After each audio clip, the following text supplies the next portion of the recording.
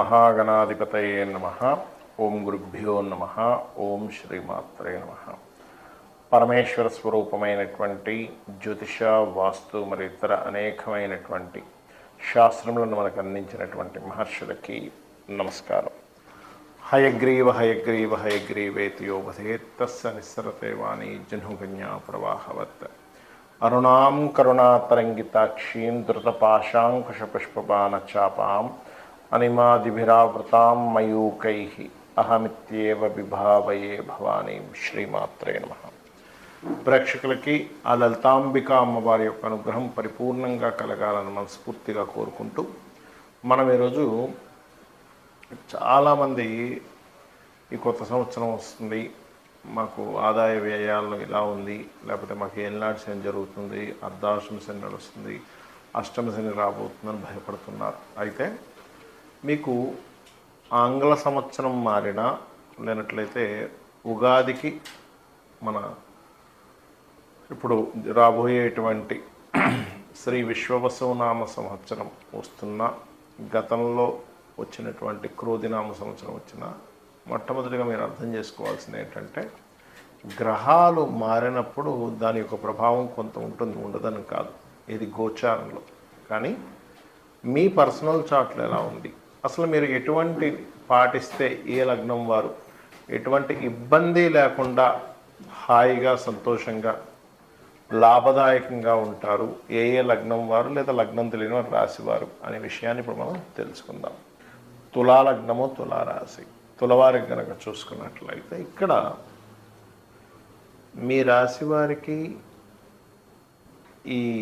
ఇందులో ఉండే నక్షత్రాలు చూసుకున్నట్లయితే చిత్తా 3-4 పాదాలు, స్వాతి, విశాఖ నక్షత్రం ఉంటుంది. అయితే ఈ యొక్క విషయాలు చెప్తుంది నేనైనప్పటికీ కూడా చెప్పేస్తున్న సాక్షాత్ లలిత అమ్మవారిగా భావిస్తూ, చిత్తా 3-4 పాదాల వారు ఎక్కువగా స్కందుణ్ణి ధ్యానం చేసుకుంటున్నట్లయితే ఓం స్కందాయ నమః అనే నామస్మరణ చక్కటి ఫలితాలు ఇస్తుంది. ఇక స్వాతి నక్షత్రం వారు దుర్గానామాన్ని స్మరణ చేసుకుంటే మంచిది. విశాఖ వారు విశాఖ 1-2-3 పాదాలు తులారాశిలో ఉంటాయి కాబట్టి మీరు ఎక్కువగా దక్షిణామూర్తిని ఓం దక్షిణామూర్తయే నమః లేదా ఓం జయ గురుదత్త, శ్రీ గురుదత్త అనే నామస్మరణ చక్కటి ఫలితాలు ఇస్తుంది. అయితే మీకు ఎప్పుడైతే 12లో కేతు ఉన్నాడో, ఈ 12లో ఉన్నటువంటి కేతువు ప్రధానంగా మీకు జూన్ వరకు ఎటువంటి కొత్త ఇన్వెస్ట్మెంట్స్ చేయకూడదు అనేటువంటి సూచిస్తుంది. ఎందుకంటే కేతువు మీద కుజుడు దృష్టి కూడా ఉంది కాబట్టి జూన్ తర్వాత ఏదైనా కొత్త ఇన్వెస్ట్మెంట్స్ చేసుకోండి. అలాగే పంచమంలో రాహు యొక్క సంచారం ఏదైతే ఉందో, ఈ రాహువు పంచమంలో ఉన్నందుకు జూన్ తర్వాత ఏదైనా సంతాన సంబంధించిన విషయంలో ప్లాన్ చేసుకునేటప్పుడు కూడా కొంచెం చూసుకొని చేసుకోవాలి. 6లోకి వెళ్ళిపోయాడు తర్వాత రాహు, మంచిదే, దానిలో ఎటువంటి ఇబ్బంది లేదు. అదేవిధంగా 5లోకి వస్తున్నాడు రాహు అండ్ 6లోకి శని వెళ్ళిపోతున్నాడు అనుకోండి. ఎందుకంటే ప్రస్తుతం ఇప్పుడు శని ఉన్నాడు పంచమంలో కాబట్టి శని జూన్ వరకు ఉంటాడు కాబట్టి కొంచెం ఈ సంతాన సంబంధించిన విషయంలోని కొంచెం జాగ్రత్తగా ఉండాలి. దాని తర్వాత రాహు వస్తాడు. రాహు వచ్చినప్పుడు కూడా కొంతమంది ఐవీఎఫ్లు ఐవీఎల్ చేయించుకునేటప్పుడు కొద్దిగా అంటే అటువంటి వాటికి యోగిస్తుంది రాహు, కాకపోతే కొంచెం చూసుకొని చేయాలి. కాకపోతే పంచమ రాహువు కొద్దిగా రాజకీయ నాయకులకి మంచిది. అయితే ఇక్కడ గురువు 9వ స్థానంలోకి, ప్రజెంట్ 5వ స్థానంలో, అష్టమ స్థానంలో ఉన్నాడు గురువు. అష్టమ స్థానంలో ఉండేటువంటి గురువు 9లోకి వెళ్ళి 5వ స్థానాన్ని చూస్తాడు. ఎప్పుడైతే 5వ స్థానాన్ని చూస్తాడో ఇది కూడా కొంతవరకు సంతాన సంబంధించిన విషయంలో ఈ లగ్నానికి పాపి అయినప్పటికీ కూడా గురువుకు ఉండే సహజ లక్షణాలు, సహజంగా ఇచ్చేటువంటి శుభత్వము సంతానానికి ఇస్తుంది. అది కాకపోతే ఈ 9లో గురువు ఉన్నప్పుడు ఏంటంటే ఈ శని మీనంలో ఉన్నందుకు, ఈ 9లో గురువు ఉన్నందుకు కొన్నిసార్లు కొంతమంది చేసేటువంటి పూజాది విధానాల్లో కూడా కొన్ని తప్పిదాలు జరుగుతుంటాయి. ఆ యొక్క విషయాల పట్ల కాస్త జాగ్రత్తగా ఉండాలి. ఏ లగ్నం వాళ్ళైనా, ఏ రాశి వారైనా సరే ఈ కొత్త సంవత్సరంలో బాగా కలిసి రావాలంటే కొన్ని సూత్రాలు పాటించండి.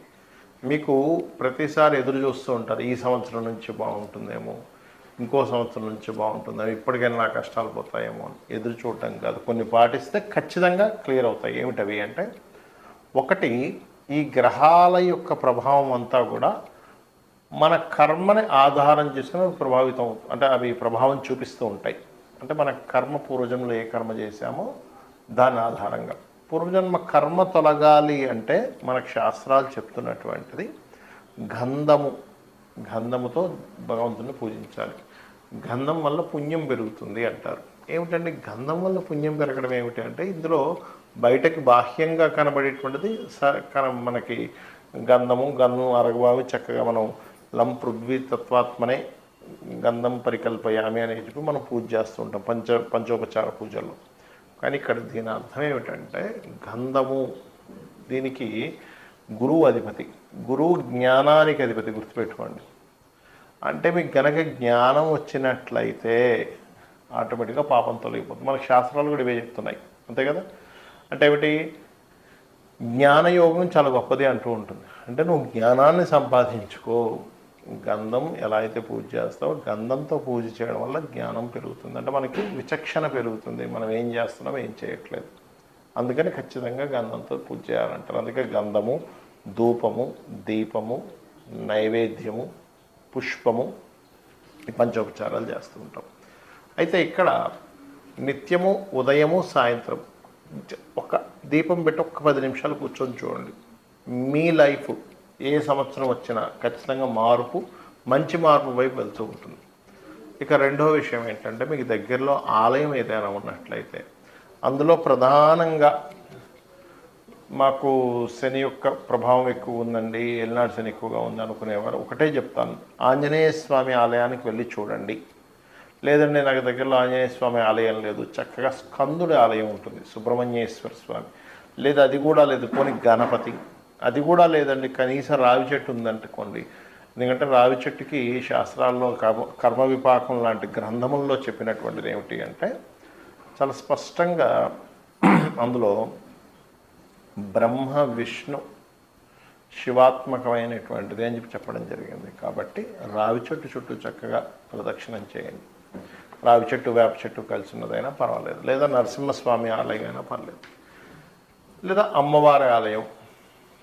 ఎందుకంటే ఒకే పరమాత్మ ఇన్ని రూపాల్లో ఉన్నాడు, గుర్తుపెట్టుకోండి. అయితే మరి ఇవే ఎందుకు చెప్పారండి, ఇంకా వేరేవి కూడా చెప్పొచ్చు కదా, ఇంకా చాలా ఉన్నాయి కదా అంటే, శని యొక్క ప్రభావాన్ని, మీ కర్మ యొక్క ప్రభావాన్ని తగ్గించేటువంటిది వీటికి ఉంటుంది. ఎందుకు అంటే, ఈ దేవతా ఆరాధనకి ఉష్ణ సంబంధించినటువంటి, ఫైరీ రిలేటెడ్ సంబంధించినటువంటి ఇప్పుడు ఆ తత్వం ఉంటుంది. ఇప్పుడు శని భగవానుడి యొక్క ప్రభావం ఉంది అనుకోండి ఉదాహరణకి, దాని గురించి టెన్షన్ పడకండి, చెప్తున్నాను నేను ఉదాహరణ. అది కోల్డ్, మీరు గమనించండి, ఎవరికైనా జన్మజాతకంలో శని ప్రభావం వారి మీద ఉందనుకోండి, వాళ్ళకి జలుబు చేయడం ఎక్కువగా, లేదా బద్ధకము, నీరసము, ఇవి ఎక్కువగా ఉంటుంటాయి కామన్గా. సరే తర్వాత చేద్దాం, పోస్ట్ పోన్ చేయడం, ఇది కోల్డ్ రిలేటెడ్ సంబంధించింది, ఇది హీట్ రిలేటెడ్ సంబంధించింది. హీట్ ఎక్కడైతే ఉంటుందో కోల్డ్ రిలేటెడ్ తగ్గుతుంది. అలాంటప్పుడు అందుకే ఏం చెప్తారు, ఎక్సర్సైజ్ చేయండి, వాకింగ్ చేయండి, ఏదైనా గేమ్స్ ఆడండి, ఇవన్నీ చెప్తూ ఉంటారు. ఎందుకు అంటే దాని ప్రభావం పోవాలి, మార్స్ రిలేటెడ్ ఎనర్జీ పెరగాలి అనేటువంటి భావంతో. సో ఏదైనా ఆలయానికి వెళ్ళడం, గోశాలకు వెళ్ళి గోవులకి ఏదైనా తినిపించడము, ఏదైనా ఆలయంలో సేవాది కార్యక్రమాలు జరుగుతుంటే అక్కడికి వెళ్ళి మీ సేవ ఏదైనా చేయడం. ప్రత్యేకంగా ఇప్పుడు మనకి ఈ ఎండాకాలంలో చలివేంద్రాలు అవి పెడుతూ ఉంటారు, లేకపోతే ఒక చిన్న కొండ ఒకటి పెట్టుకునే వరకు నీళ్ళు కావాలంటే కూడా ఇస్తూ ఉంటే కూడా పితృదేవతల యొక్క అనుగ్రహం కూడా కలుగుతుంది. పక్షులకి నీళ్ళని పెట్టడం, ఇవి చేశారంటే 100% మీది ఏ రాసైనా, ఏ లగ్నమైనా, ఏ నక్షత్రమైనా ఖచ్చితంగా మంచి ఫలితాలు మీరు పొంది తీరుతారు. శ్రీమాత్రే నమః.